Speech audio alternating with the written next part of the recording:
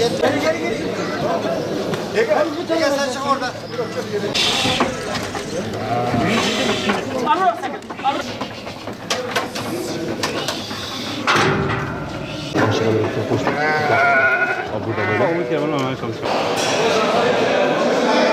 Öncelikle halkımızın Kurban Bayramı'nı kutluyor. İslam ümmetine hayırlara vesile olmasını diliyoruz.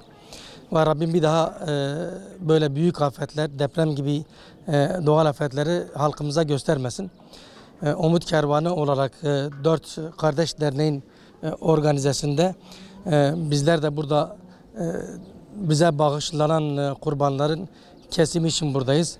Kesimine şu anda başlamışız. İnşallah burada kesilip parçalandıktan sonra pay haline getirilecek. Ondan sonra da deprem bölgesi Şanlıurfa ve Maraş üzerinden diğer illere inşallah dağıtımı başlanacaktır. Şimdi bize verilen bir emanet var.